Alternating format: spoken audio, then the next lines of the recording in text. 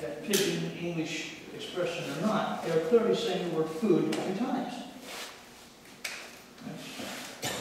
When that's what the humans are talking about without using the word food. Now, I'm going to find this.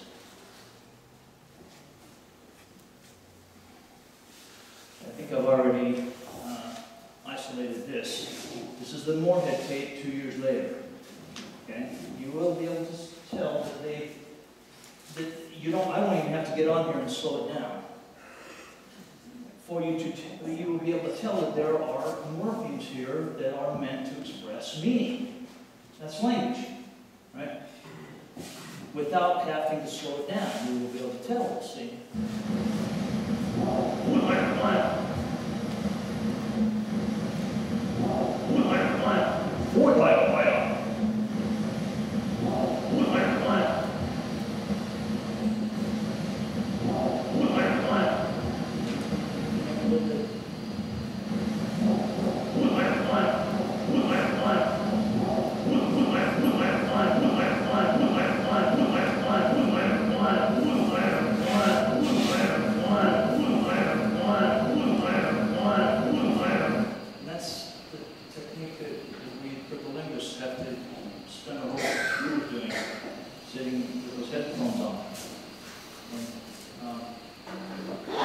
Deaf and crazy at the same time.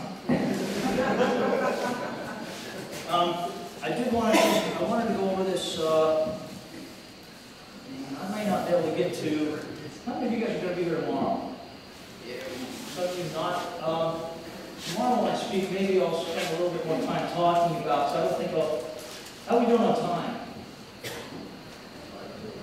Anybody? 5 till noon. 5 till noon. Okay, well, I'll try to get through this quickly, and then maybe tomorrow I'll try to spend a little bit more time on some of the stuff that's happened to us up there at the Sierra camp. So I do want to get to this. This is the cover letter. Quickly, I disseminated this in order so that people will understand why I felt the need to come up with a phonetic alphabet for this, based on the very Moorhead tapes. Okay? So since I became involved in Sasquatch research a little over 2 years ago, I have received dozens of emails from around the country involving first-hand witness accounts, many containing recorded audio files of perceived Sasquatch language. Virtually all of these have included an attempt to spell out Sasquatch quote, words using standard English. This is of little value to the language researcher, since English is notoriously non-phonetic and is subject to widely varying local dialects. Since our ultimate goal is the recovery of Sasquatch language, I have found it necessary to establish a phonetic alphabet and transcription standard based on the transcription of the very Moorhead tapes, by which the contrast and comparison of all future Sasquatch language can be facilitated. To this end, as a valuable tool in the future of Sasquatch language research, I am requesting that the attached standard be published on research websites and that it be copied and distributed freely. With this, I'm also requesting that local investigators begin using this alphabet as soon as possible to accurately document any perceived Sasquatch language. This standard should not be limited to first-hand witness accounts or recordings from North America, but should be used by investigators worldwide. The reason I put that in there is because the Russians were very involved with this as well. Since most languages have many of the same non-phonetic characteristics as English does. The work is written in the style of a military cryptologic SOP, or standard operating procedure. It is my belief that there is nothing more important at this early stage of Sasquatch language research than to standardize the documentation of evidence. Nice regard for all researchers. I won't read you the whole thing because it's quite lengthy. By the way, I have hard copies of this back on the back table. If you think it might be useful to you in your research, please come back and pick one up. I'm asking $1 just to pay for the trip to the coffee store for each one of them.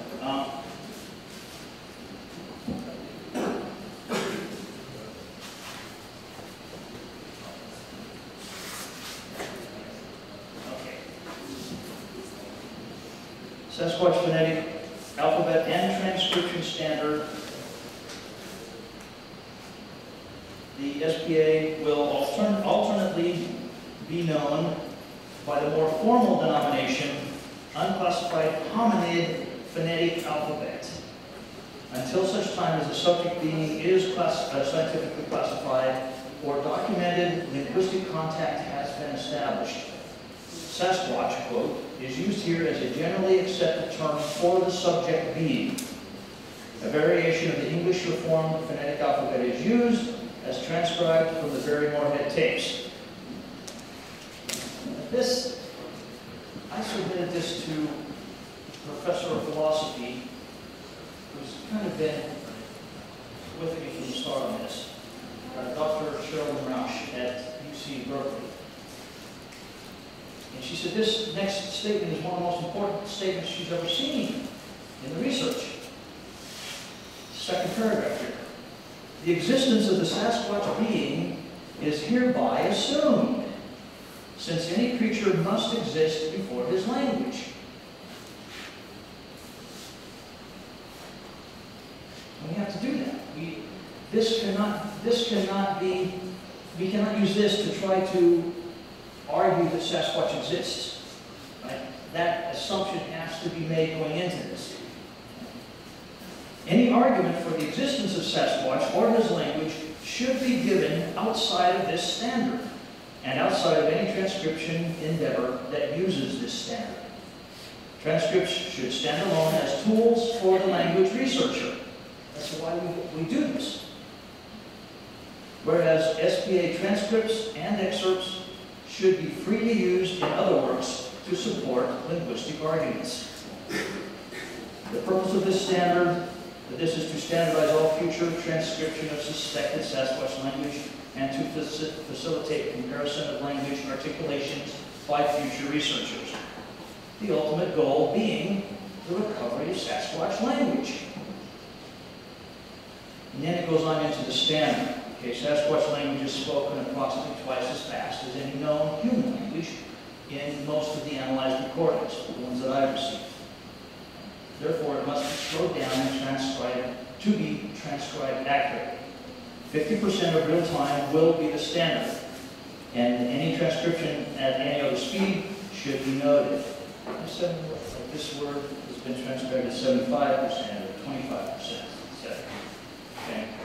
Since this is an unknown language transcribed for the first time, the grammar and syntax of it likewise cannot be known. And we have to say that because so often we get the question, well, don't you know what they're saying? You've had this tape for 3 years. You've been translating this. No, I'm not going to We've been analyzing it. Translation cannot be done without having a one-on-one sit-down saying, what did you mean by this word? Exactly what did you mean by that? Then you can get down to translation, right? So, now, and this goes into why we use capital letters. Since we don't have a grammar, I'm assuming they don't have a written grammar, but they probably have grammatical rules to their language, as all language does, as ours did before we invented writing. But since it cannot be known, therefore, to differentiate between small and capital letters is useless and misleading. Sasquatch articulations will be transcribed using capital letters. That's why I had it, you saw before, with the capital letters. Human voices are to be transcribed by the standards of the language that is spoken. In other words, in English or Russian, etc. The purpose for this is, this eases the reading of the transcripts when human and Sasquatch voices are mixed or alternating, so you can tell when the human is speaking and when Sasquatch is speaking. Since words cannot be known and only suspected in cognates, Sasquatch utterances will be given as individual morphemes, or what we call syllables. And umlaut A is used rather than a macron to avoid the confusion with English use of the same symbol, etc. etc. And as well, just for style points, okay, I can say that. You can see it just Sasquatch's language, I think, should be capitalized. So that was another consideration. This should not be used only for recorded vocalizations. In other words, you shouldn't only use this SPA only if you were lucky enough to get something on tape. Okay? Because I do have a lot of, most witnesses that come back and say, "That sounded like they were saying something to me." Or there were two of them, and they were using a language that I could not understand. What I'm asking you to do, whether you have it, because it's almost impossible to catch them on tape. This language that goes back and forth. But if you can remember the phonemes, the articulated sounds of what the impression was that you had going on to say, what was going on with you, by the way, what do you think the creature was trying to describe to you? In fact, I've got a list here. And I'll get out of here. This applies also to first-hand witness accounts where you do not get tapes. Okay? This alphabet is not intended to be used solely for the transcription of recorded language, but will be highly useful in first-hand witness accounts of Sasquatch phenomena where the witness has perceived spoken language. Okay? When documenting witness accounts, a researcher should endeavor to transcribe each Sasquatch utterance as accurately as possible using this alphabet, whether you got it recorded or not. That's my point. As a valuable aid to the researcher, to the language researcher, several questions should be asked of the witness to correlate with the utterances of the Sasquatch being. Number one, what was occurring at the moment of each specific utterance? How many Sasquatch beings do you feel were present? How many were speaking?